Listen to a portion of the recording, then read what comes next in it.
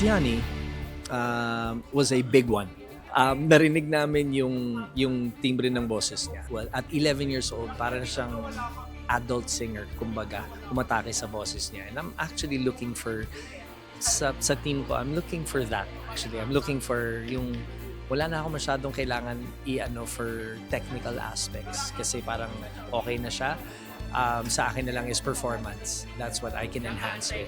Parang isang malaking shark ang nakawala sa tangke namin at ang nakakuha si B1 at B2.